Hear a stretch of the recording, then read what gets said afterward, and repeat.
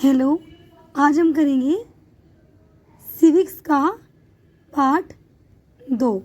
Chapter 2 करेंगे आज हम सिविक्स का। तो आपके चैप्टर 2 में है स्वास्थ्य में सरकार की भूमिका।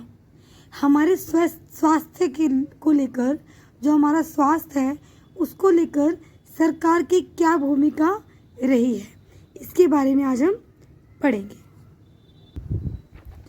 लोकतंत्र में लोगों की यह अपेक्षा रहती है कि सरकार उनके कल्याण के लिए कार्य करे।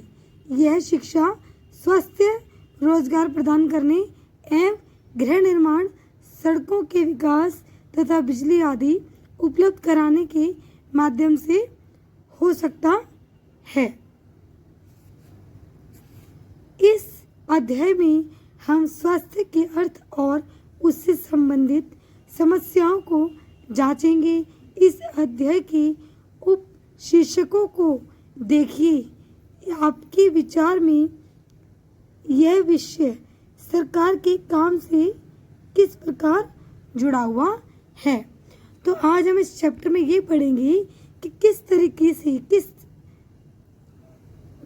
से जो सरकार है वो हमारे स्वास्थ्य को लेकर कुछ भी निर्माण करती है, नहीं करती है, या क्या सोचती है, हमारे लिए क्या क्या कार्य किए जाते हैं।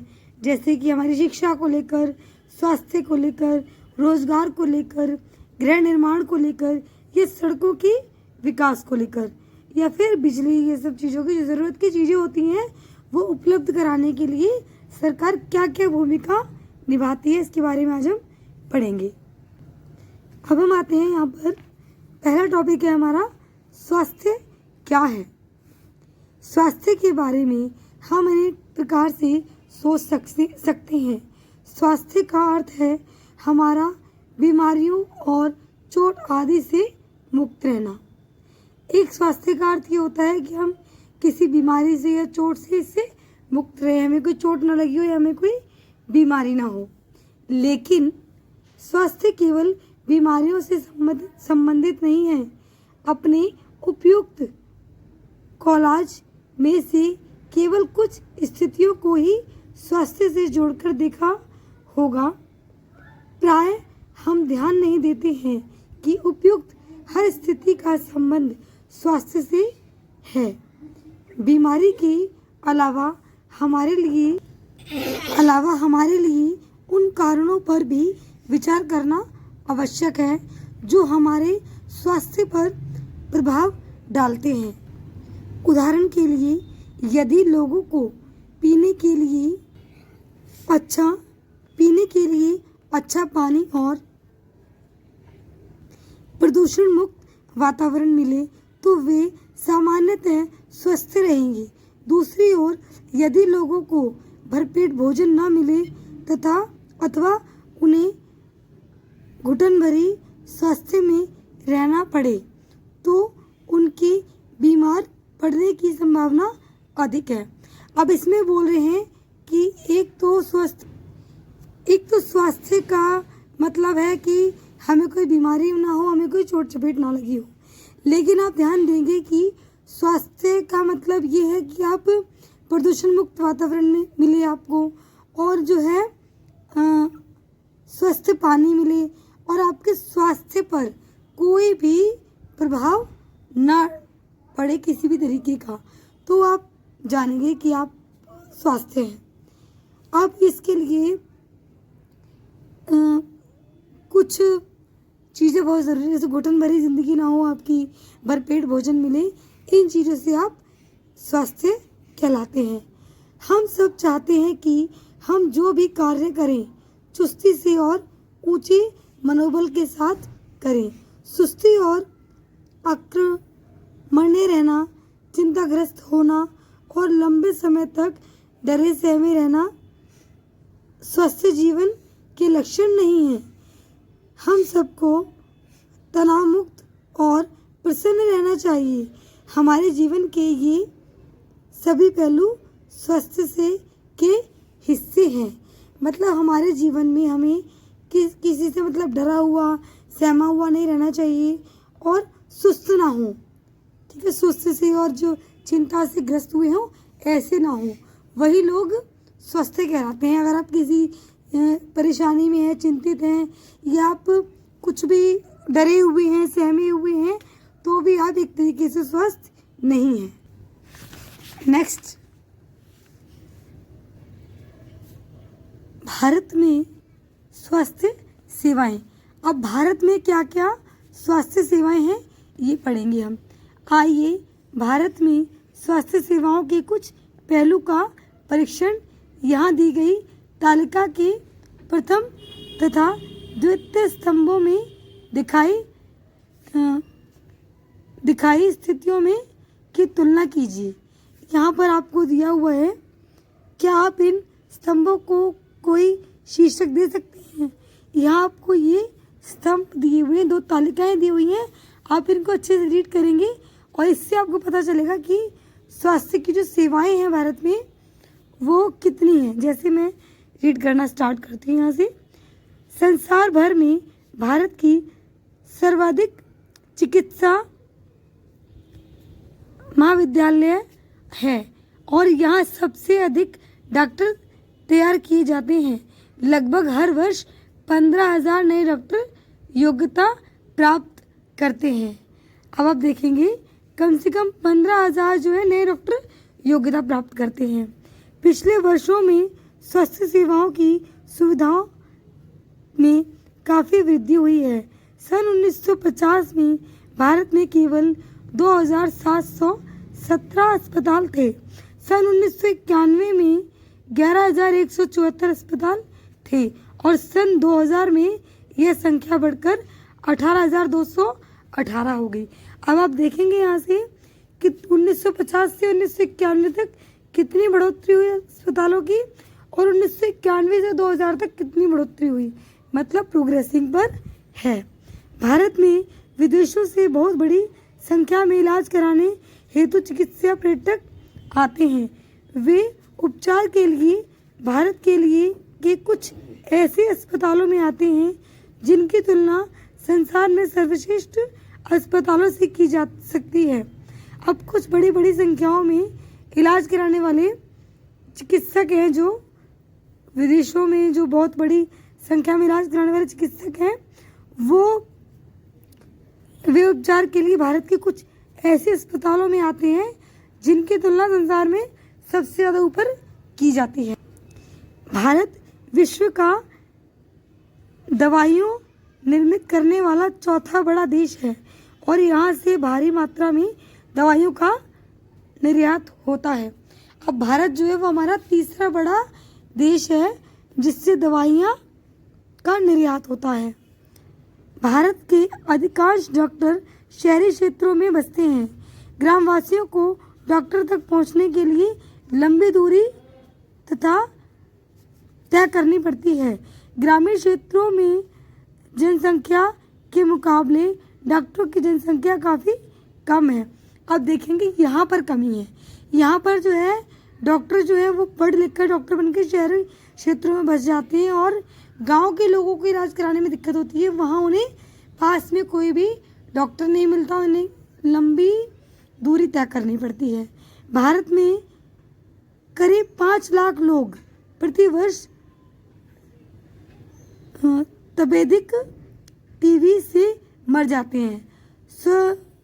स्वतंत्रता प्राप्ति में से अब तक इस संख्या में कोई परिवर्तन नहीं हुआ है। हर वर्ष मलेरिया के लगभग 20 लाख मामलों की रिपोर्ट प्राप्त होती है। यह संख्या कम नहीं हो रही। अब देखेंगे आप टीबी से लोग जो है मर जाते हैं बीमार होकर गाँव में और कई जगहों पर। स्वतंत्रता प्राप्ति के बाद मतलब आज़ादी मिलने के बाद भी कम से कम मतलब इन चीज़ों में कोई परिवर्तन नहीं हुआ है। इनकी संख्या में ये उतनी की उतनी ही है। हर वर्ष मलेरिया के लगभग 20 लाख मामले सामने आते हैं। 20 लाख रिपोर्ट्स प्राप्त होती हैं कि मलेरिया हो गया है लोगों को। इसका मतलब ये है ना कि स्वास्थ्य पे ज़्यादा ध्यान नहीं दिया जा रहा है और उसके लिए कोई भी बेस्ट उपचार नहीं किए जा रहे हैं, जिसकी वजह से कि लोगों को दिक्कतें आ रही हैं और रिपोर्ट्स मलेरिया के ज़्यादा हैं। अगर कुछ दवाई या कुछ भी ऐसी नई दवाई ये यूज़ करें तो मलेरिया को कम किया जा सकता है, लेकिन कोई सुधार नहीं आ रहा उसमें। भारत के समस्त बच्चों में से आधों को खाने के लिए पर्याप्त भोजन नहीं मिलता और वे अल्प पोषण के शिकार रहते हैं। अब भारत में समस्त बच्चे, जितने बच्चे हैं उसमें से आधे बच्चों को खाने के लिए पूरा भोजन नहीं मिलता, जिससे कि क्या होता है, वो अल्प पोषण के शिकार हो जाते हैं। तो ये भी एक नेगेटिविटी है हमारे लिए स्वास्थ्य को लेकर। आप देखेंगे यहाँ पे जितनी है वो स्वास्थ्य को लेकर पॉजिटिव चीज़ें हैं, और यहाँ जो हैं वो नेगेटिव चीज़ें या नेगेटिव चीज़ों के बारे में बताया गया है कि आप इससे जो है अंदाज़ा लगाएंगे कि किस तरीके से भारत में कितना अच्छा है, पॉजिटिव रिपोर्ट्स हैं, और कितनी नेगेटिव क्या है और पॉजिटिव क्या है। हर चीज़ों में दोनों चीज़ मिलती है, नेगेटिव और पॉजिटिव। तो अपने भारत में, हमारे भारत में स्वास्थ्य को लेकर, हमारे भारत में जो स्वास्थ्य को लेकर जो भी है उसमें कितनी पॉजिटिव और कितनी नेगेटिव चीज़ें हैं ये दिखाएंगे, मतलब दिखा रहे हैं इसमें। आप इन दोनों तालिकाओं में पढ़ सकते हैं, देख सकते हैं। अब हम आते हैं बीमारी के बचाव और उनके उपचार के लिए हमें उचित स्वास्थ्य सेवाएं चाहिए, जैसे स्वास्थ्य केंद्र, अस्पताल, परीक्षणों के लिए प्रयोगशालाएं, एम्बुलेंस की सुविधा, ब्लड बैंक आदि, जो मरीजों को आवश्यक सेवा और देखभाल उपलब्ध करा सके। ऐसी सुविधाओं की व्यवस्था को चलाने के लिए हमें स्वास्थ्य सेवकों, नर्सों, योग्य डॉक्टरों तथा अन्य विशेषज्ञों की ज़रूरत हो जो परामर्श दे सके, रोग की पहचान कर सकें और इलाज कर सकें।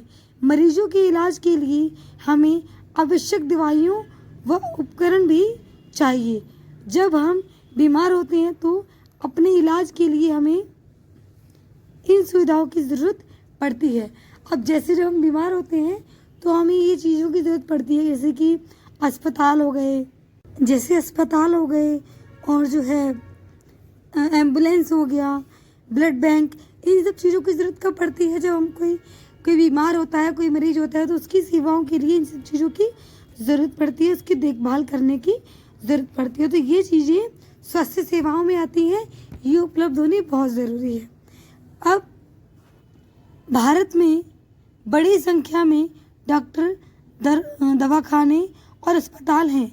देश में सार्वजनिक स्वास्थ्य सेवाओं को चलाने का पर्याप्त अनुभव और ज्ञान भी उपलब्ध है। ये ऐसे चिकित्सालय और स्वास्थ्य केंद्र हैं जिन्हें सरकार चलाती है। सरकार अपनी जनसंख्या के एक बड़े भाग की देखभाल करने में समर्थ है, जो सैकड़ों और हजारों गांवों में फैली हुई है। इस विषय पर हम बाद में अधिक विस्तार से चर्चा करेंगे। साथ ही चिकित्सा विज्ञान में बहुत साधारण प्रगति हुई है, जिसके चलते देश में इलाज की कई तकनीकी और विधियां उपलब्ध हैं। अब ये बता रहे हैं कि सार्वजनिक स्वास्थ्य सेवाओं में चलाने के लिए प्राप्त अनुभव और मतलब बहुत ज़्यादा अनुभव वाले चिकित्सालय, डॉक्टर्स, ये सब उपलब्ध होते हैं और सैकड़ों और हजारों गांव में फैली हुई जो जनसंख्या है उसका इलाज करने के लिए ये सुविधाएं उपलब्ध की जाती हैं। फिर भी दूसरा स्तंभ दिखता है कि हमारे देश में स्वास्थ्य की स्थिति कितनी खराब है। फिर भी हमें देखने को मिलता है कि हमारे देश में स्वास्थ्य की स्थिति कितनी खराब है। हमें कितनी और ज़रूरत है स्वास्थ्य सेवाओं पर ध्यान देने की। उपयुक्त सकारात्मक विकास के बाद भी हम जनता को उचित स्वास्थ्य सेवाएं देने में असमर्थ हैं। यह विरोधाभासजनक स्थिति है जो हमारी अपेक्षाओं के विपरीत है। देखिए मिसप्रिंट है यहाँ पर, हमारे देश आएगा यहाँ।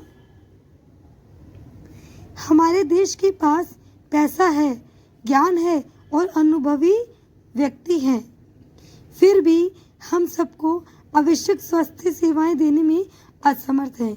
हम इस अध्याय में इसके कुछ कारणों को जानेंगे। अब देखेंगे कि इतनी फैसिलिटी होने के बाद भी हमारा देश जो है असमर्थ है। हमारे देश में इतना पैसा है फिर भी असमर्थ है वो स्वास्थ्य की सेवाओं को उपलब्ध कराने में। उसके कारण जानेंगे हम। यहाँ पे लिखिए हकीम शेख की कहानी, या ऐसे ही चैप्टर के बारे में समझने के लिए जो स्टोरीज होती हैं वो दी हुई हैं। आप चाहे तो इसको रीड कर सकते हैं, आपको अच्छे से क्लियर होगा। अब हम आते हैं नेक्स्ट टॉपिक पे। यहाँ पर हमें एक जो है एक कहानी दी हुई है, एक इलाज का खर्च। अब इस कहानी के थ्रू बताएंगे कि किस तरीके से स्वास्थ्य में कितनी सेवाएं प्रदान हैं और किस तरीके से एक व्यक्ति के साथ होता है। ये कहानी की तरह पढ़ेंगे हम। अमन और रंजन अच्छे मित्र हैं। रंजन का परिवार साधन संपन्न है, जबकि अमन के पास माता पिता जैसे तैसे गुजारा चलाते हैं। अरे अमन, इस कहानी में जो दिखाया जा रहा है कि अमन और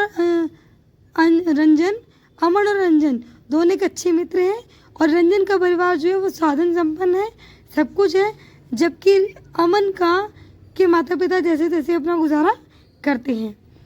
अरे अमन, बड़े दिनों बाद मिले, कैसे हो?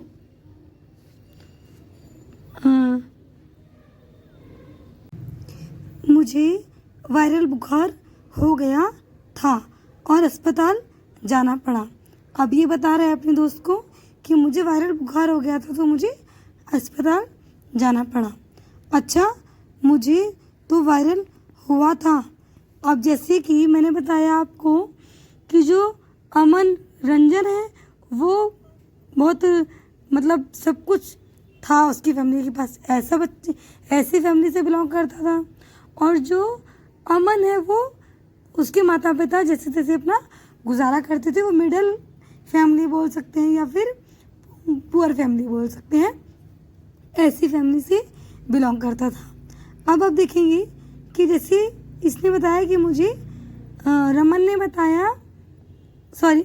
बताया कि मुझे वायरल बुखार हो गया था तो मुझे अस्पताल जाना पड़ा। अब एकदम से जो रंजन है ये बोलता है, अच्छा मुझे भी वायरल हुआ था। मैं इसी सोमवार में स्कूल आ रहा था और मेरे डैडी किंग्सवे के नए अस्पताल में डॉक्टर को दिखाने के लिए गए। वहाँ बहुत ही अच्छा लगा। अभी अपने बारे में बता रहा है रंजन कि मुझे वहाँ कैसा लगा। अस्पताल की बिल्डिंग ऐसी चकाचक दिखती थी कि मुझे लगा कोई 5 सितारा होटल है। डैडी कह रहे थे यह एक प्राइवेट अस्पताल है और बढ़िया से बढ़िया सुविधाएं यहाँ मिलती हैं। रिसेप्शनिस्ट काउंटर पर ही डैडी को 500 रुपये देने पड़े। डॉक्टर को दिखाने से पहले ही पता है वहाँ बड़ा अच्छा संगीत बज रहा था और सब कुछ कितना साफ सुथरा और जगमग था। अब रंजन अपने अस्पताल के बारे में बता रहा है। डॉक्टर ने मुझे बहुत से परीक्षण करवाने को कहा, पर वहाँ तो सब लोग दोस्तों की तरह बात कर रहे थे। एक महिला ने जांच के लिए मेरा खून लिया। उसने बातों बातों में मजाक किया और मुझे दर्द का पता ही नहीं चला। जब सारे परीक्षण, जैसे कि डॉक्टर ने बातों बातों में डॉक्टर ने कहा, क्या तुमने रियलिटी टीवी पर बैडमिंटन वाला चुटकुला सुना है? ये पूछा और बस उसने मेरी जांच कर ली खून की और मुझे पता ही नहीं लगा कि कब इंजेक्शन लगा। जब सारे परीक्षणों के नतीजे आ गए तो हम वापस डॉक्टर के पास गए। उन्होंने नतीजे को देखा और कहा कि सब कुछ ठीक ठाक है। मुझे सिर्फ वायरल हुआ है। उन्होंने कुछ दवाइयाँ लिख दी और आराम करने को कहा। हाँ तो छोटे जनाब, अब डॉक्टर ने किस तरीके से बात की रंजन से। हाँ तो छोटे जनाब, यह गुलाबी गोली दिन में 3 दफ़ा लेनी है। यह सफ़ेद वाली सोने से पहले, यह शरीर के दर्द के लिए है और यह एक सिरप है। घबराओ नहीं, बढ़िया स्वाद है इसका। ये सब बोला डॉक्टर ने रंजन को। रंजन ने कहा, धन्यवाद डॉक्टर, मुझे तो अभी से ठीक लगने लगा है। मतलब वहाँ की इतनी अच्छी फैसिलिटी देखकर, डॉक्टरों का बर्ताव देखकर उसे वहीं बहुत अच्छी फीलिंग आने लगी। अब जो है रंजन है वो बोलता है, तुम्हें ये सारी बातें बताने के लिए मैं कब से इंतज़ार कर रहा हूँ। अच्छा अपनी तो कहो कि तुम अस्पताल में गए तो मतलब वहाँ क्या हुआ। अब जो है अमन बोलता है, वह तुम्हारे वाले अस्पताल जितना अच्छा तो नहीं था। पहले तो अब्बा मुझे ले ही नहीं जाना चाहते थे क्योंकि इसमें समय बहुत लगने वाला था, क्योंकि इस हॉस्पिटल में बहुत ज़्यादा समय लगने वाला था। और सच में कितना ज़्यादा समय लगा। हम एक बड़े से सरकारी अस्पताल में गए। हमें ओपीडी काउंटर पर ही एक लंबी लाइन में इंतज़ार करना पड़ा। मेरी तबीयत इतनी खराब हो रही थी कि मैं पूरे समय अब्बा के सहारे टिका रहा। हमारी बारी आई तो डॉक्टर ने मेरी जांच की और खून की जांच कराने के लिए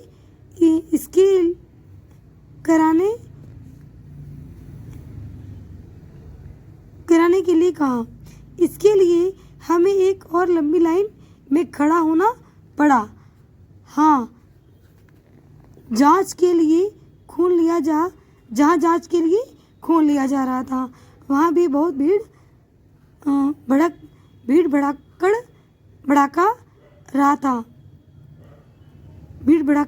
रहा था। मतलब वहाँ भी बहुत ज़्यादा भीड़ थी। अब इसे क्या करना पड़ा, पहले डॉक्टर के पास जाना नहीं चाहते थे क्योंकि बहुत समय लगेगा। फिर जब गए तो वहाँ लंबी बहुत लाइन थी ओपीडी में नंबर आने के बाद इनको डॉक्टर ने जांच के लिए बोला और जांच के लिए भी इन्हें बहुत लंबी लाइन लगानी पड़ी। हमें 3 दिन बाद खून की जांच का नतीजा मिला। फिर हम वापस अस्पताल गए। उस दिन वहाँ कोई दूसरी डॉक्टर बैठी थी। अब जब हम बहुत दिनों बाद 3 दिन बाद जब हम गए तो डॉक्टर चेंज हो चुकी थी वहाँ। मुझे इसकी ओपीडी कार्ड दिखाओ, उसने कहा। मुझे इसकी ओपीडी कार्ड दिखाओ।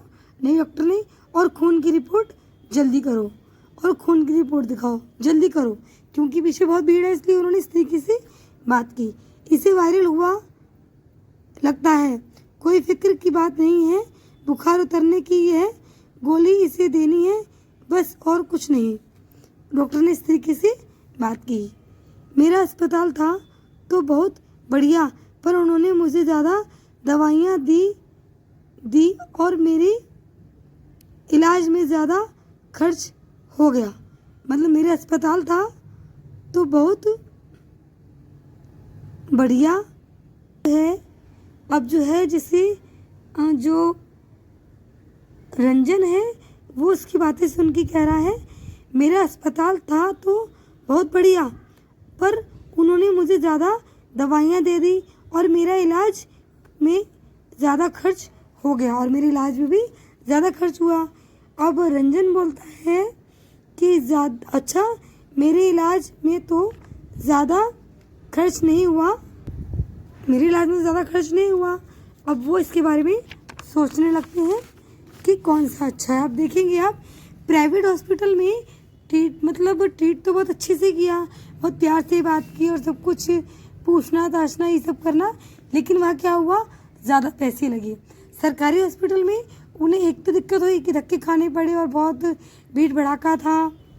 भीड़ भड़ाके के बाद उन्हें 3 दिन बाद रिपोर्ट मिली। मतलब बहुत धीरे धीरे प्रोसेस हुआ और लेकिन खर्चा नहीं हुआ। अब प्राइवेट हॉस्पिटल में पॉजिटिविटी ये है कि वहाँ पर अच्छे से ट्रीट किया गया उन्हें, बहुत प्यार से बात की गई। लेकिन नेगेटिविटी ये है कि ज़्यादा खर्च हुआ। अब सरकारी हॉस्पिटल में पॉजिटिविटी ये है कि ज़्यादा खर्च नहीं हुआ, लेकिन नेगेटिविटी ये है कि टाइम ज़्यादा लगा और बहुत ज़्यादा अच्छे से किसी ने ट्रीट नहीं किया। बहुत जल्दी जल्दी करो और जाओ। अब आप देख सकते हैं कि इसमें कौन सा अच्छा है और हमारी सेवा कितनी अच्छी है। सार्वजनिक और निजी स्वास्थ्य सेवाएं। सार्वजनिक और निजी स्वास्थ्य सेवाएं क्या है? उपयुक्त कहानी से आप समझ गए होंगे कि हम स्वास्थ्य सेवाएं को दो मोटे वर्गों में बांट सकते हैं। अब जो आपने पीछे स्टोरी पढ़ी है, इससे आप समझ गए होंगे कि आप स्वास्थ्य सेवाओं को दो वर्गों में बांट सकते हैं, सार्वजनिक स्वास्थ्य सेवाएं और निजी स्वास्थ्य सेवाएं।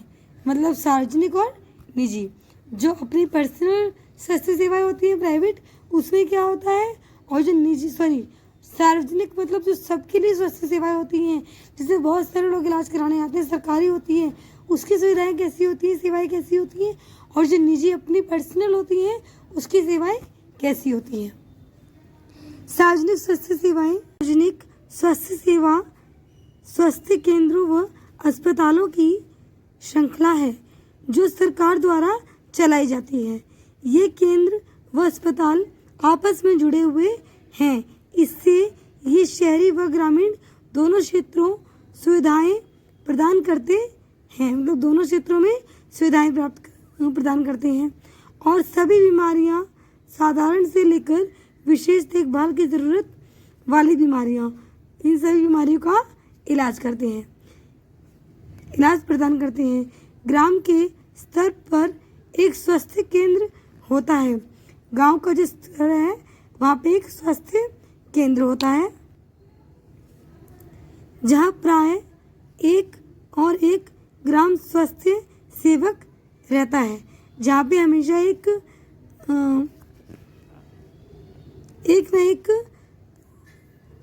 गांव का स्वास्थ्य सेवक रहता है। उन्हें सामान्य बीमारियों का इलाज के लिए प्रशिक्षण दिया जाता है। साधारण बीमारी जो होती है उसके इलाज के लिए सिखाया जाता है उन्हें कि उसका इलाज किस तरीके से करती हैं, और वे प्राथमिक स्वास्थ्य केंद्र के डॉक्टरों की देखरेख में कार्य करते हैं। और जो प्राथमिक स्वास्थ्य केंद्र होते हैं, डॉक्टर उनके साथ उनकी देखरेख करने का कार्य करते हैं। ग्रामीण क्षेत्र में ऐसे केंद्र कई गांव की ज़रूरतों को पूरा करते हैं। जिला स्तर पर जिला अस्पताल होता है। जिला स्तर पर एक जिला अस्पताल होता है जो इन सभी स्वास्थ्य केंद्रों को देखरेख करता है। बड़े शहरों में कई सरकारी अस्पताल होते हैं, जैसे एक वह था जिसमें अमन को ले जाया गया था, जिसमें अमन ने अपना इलाज कराया। और ऐसे भी विशेष सरकारी अस्पताल हैं जिनका जिक्र हकीम शेख की कहानी में हुआ था। आपने पीछे हकीम शेख की कहानी पढ़ेंगे, उसमें भी किसी तरीके से एक अस्पताल का जिक्र हुआ था, जैसे हमारी अमन और रंजन की कहानी में हुआ है। इस स्वास्थ्य सेवाओं को कई कारणों से सार्वजनिक कहा जाता है। इन स्वास्थ्य सेवाओं को कहा जाता है कि ये सार्वजनिक स्वास्थ्य सेवाएं हैं।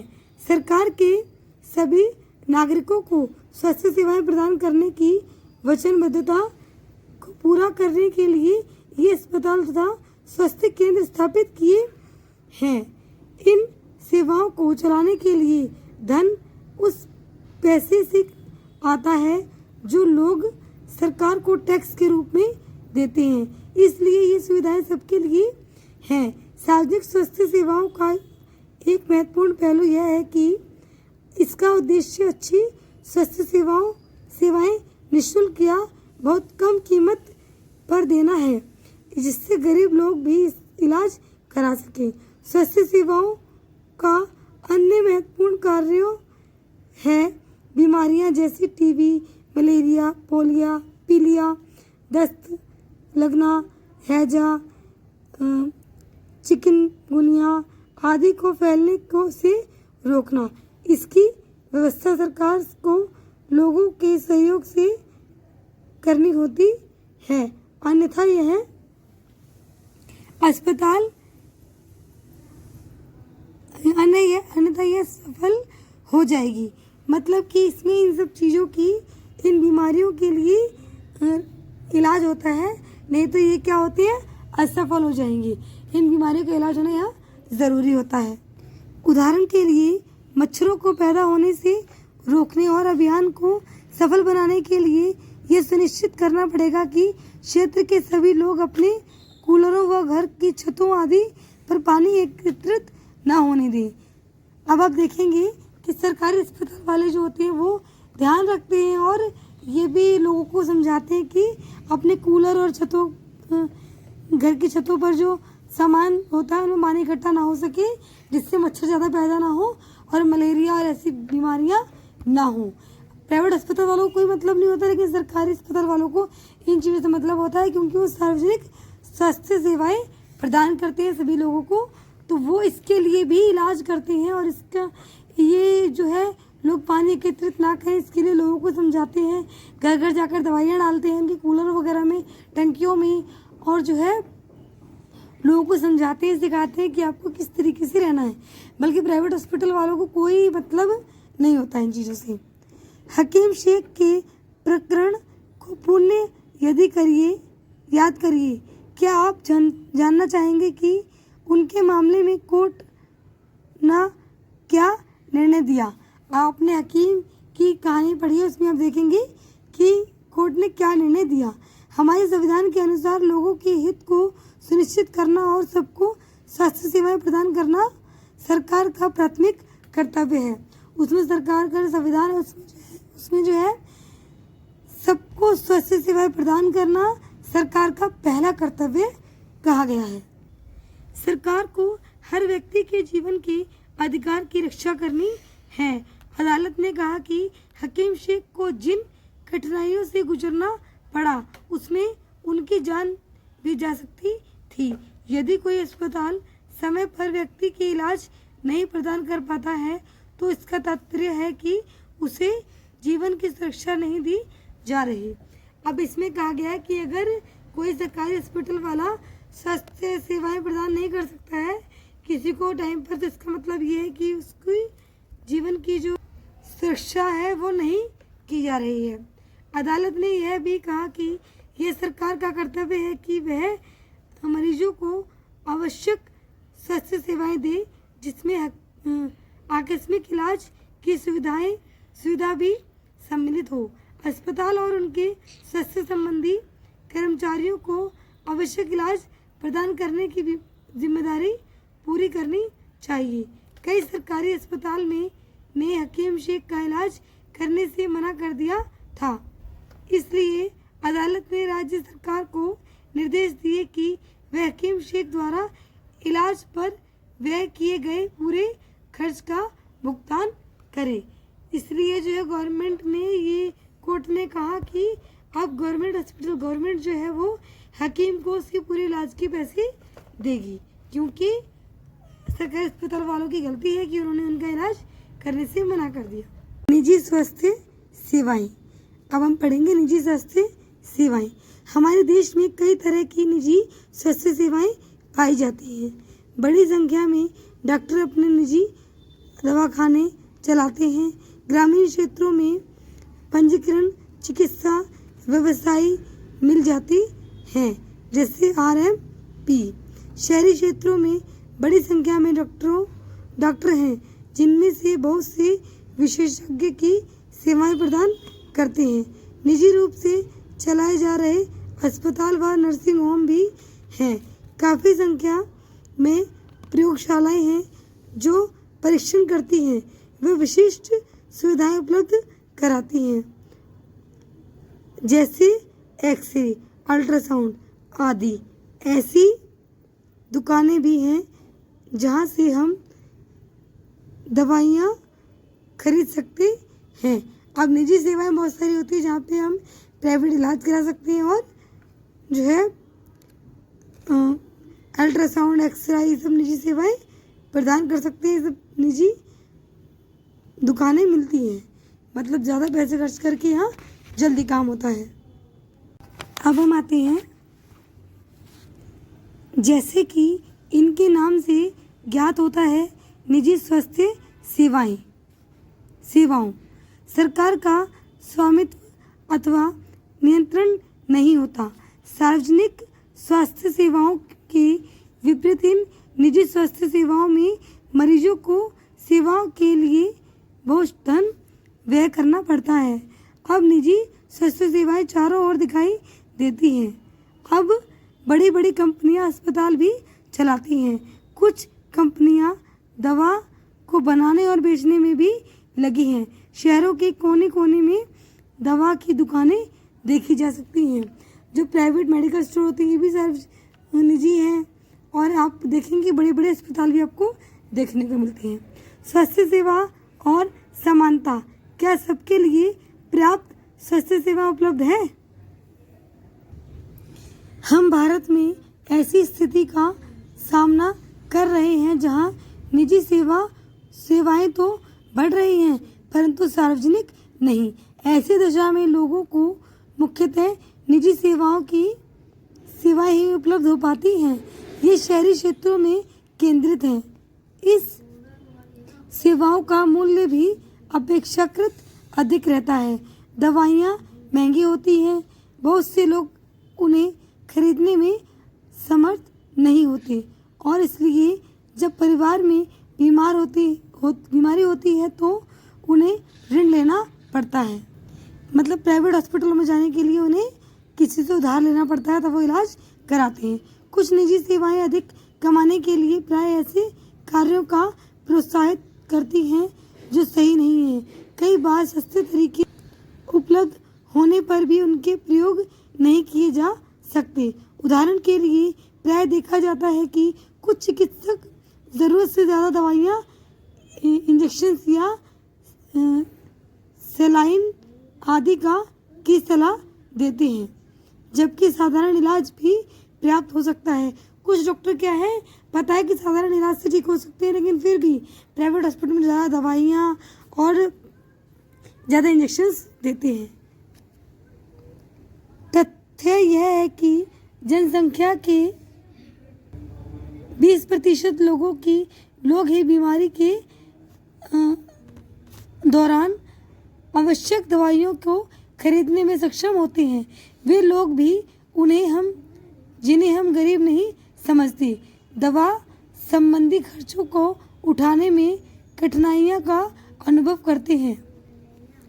एक अध्ययन में यह पाया गया है कि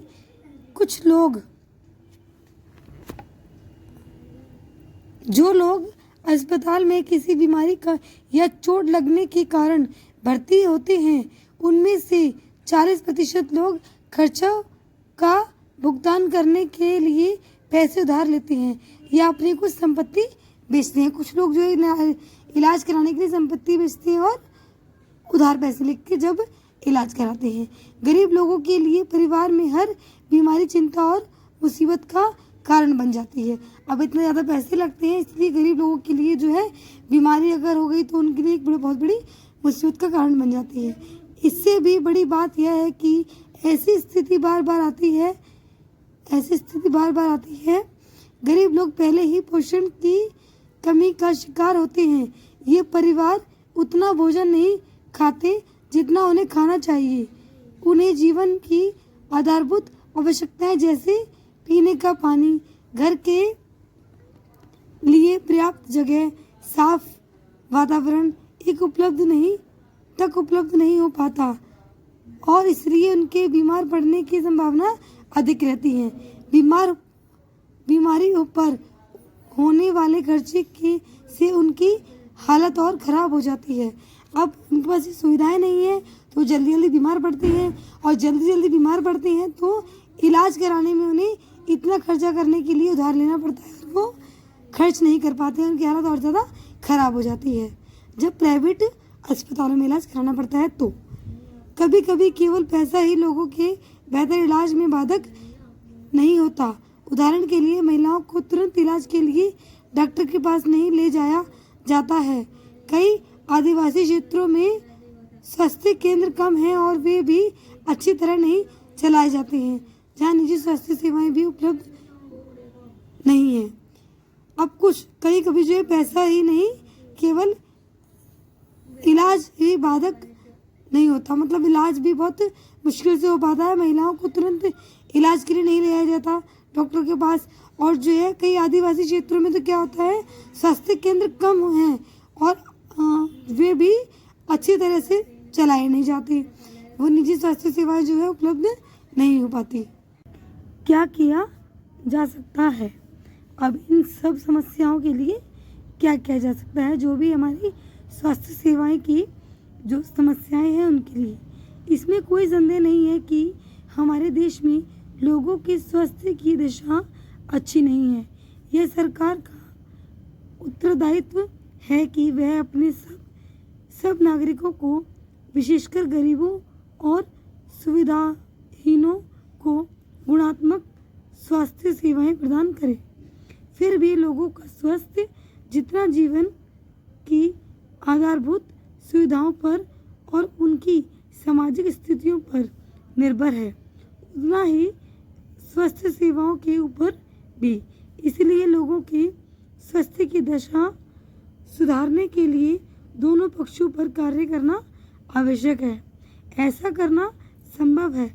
अगले पृष्ठ पर दिए गए उदाहरण देखिए। अब अगले पेज पे आपको उदाहरण दिया है कि किस तरीके से ये स्वास्थ्य सेवाएं जो है वो प्रदान करना गुणात्मक है, मतलब फायदेमंद है, और सुविधाहीनों को, गरीबों के लिए कैसे बेनिफिट है।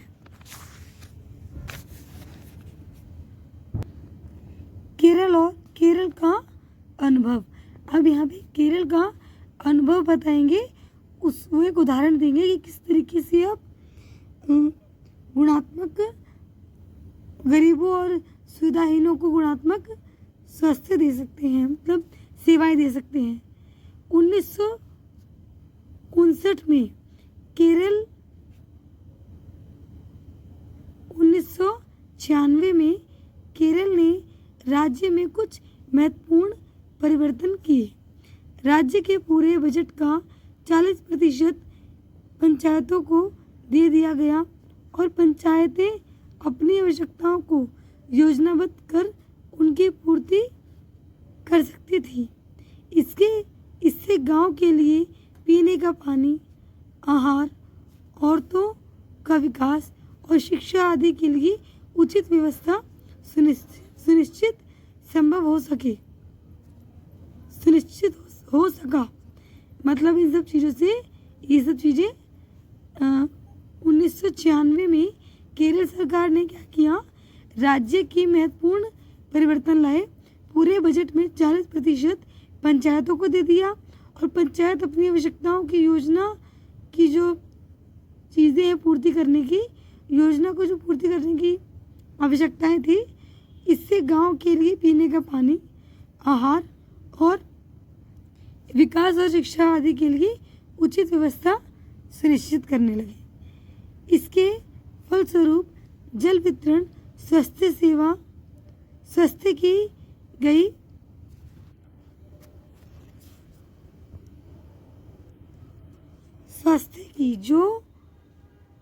गई स्कूलों और आंगनबाड़ियों के काम को सुनिश्चित किया गया।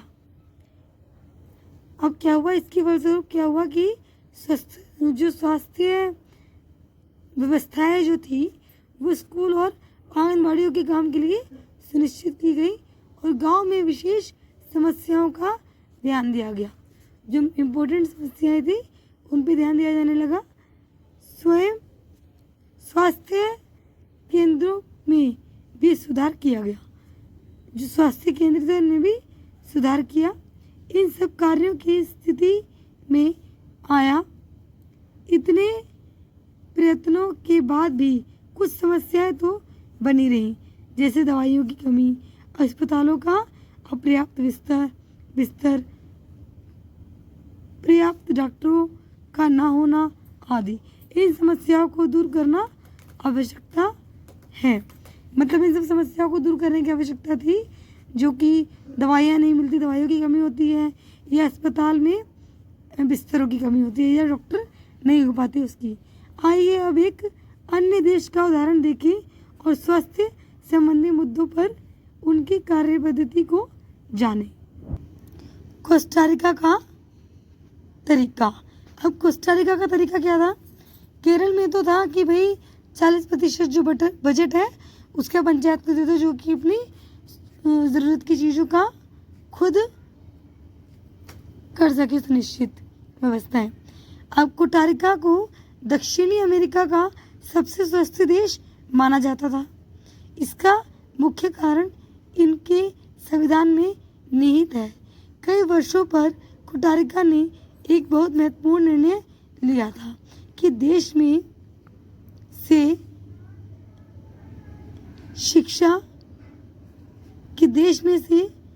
नहीं, मतलब उन्होंने ये महत्वपूर्ण निर्णय लिया गया था कि देश में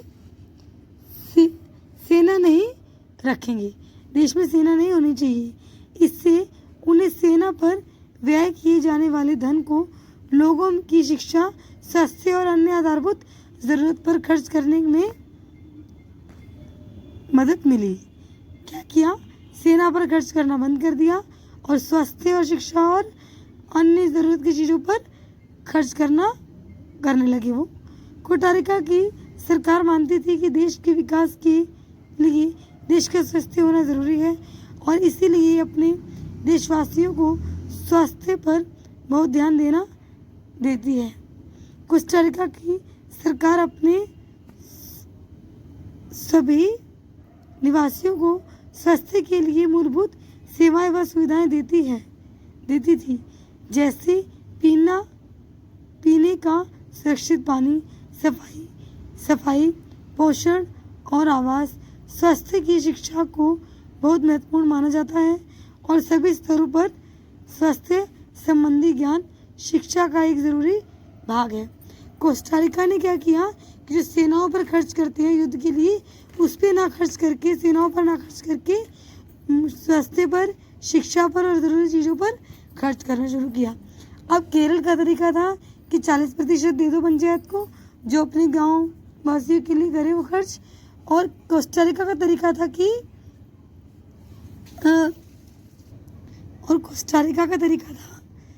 कि भाई जो भी सेना पर खर्च हो रहा है, सेना पे ना करके जनता पे कि स्वास्थ्य और शिक्षा पर खर्च करें और अन्य ज़रूरी चीज़ों पर। अभ्यास। इस अभ्यास में आपने पढ़ा है कि स्वास्थ्य में सिर्फ बीमारी की बात नहीं की जा सकती है। संविधान के लिए एक अंश को यहाँ पढ़िए। यही कहा गया था स्टार्टिंग में जब हमने पढ़ा था। और अपने शब्दों में समझाइए कि जीवन का स्तर और सार्वजनिक स्वास्थ्य के क्या मायने होंगे। आपको खुद ही समझाना है कि जीवन के स्तर और सार्वजनिक स्वास्थ्य के क्या मायने हैं। सबके लिए स्वास्थ्य की सुविधाएं उपलब्ध कराने के लिए सरकार कौन कौन से कदम उठा सकती है चर्चा कीजिए। आपको अपने इलाके में उपलब्ध सार्वजनिक और निजी स्वास्थ्य सेवाओं में क्या क्या अंतर देखने को मिलते हैं, नीचे दी गई तालिका में को भरते हुए इनकी तुलना कीजिए और अंतर बताइए।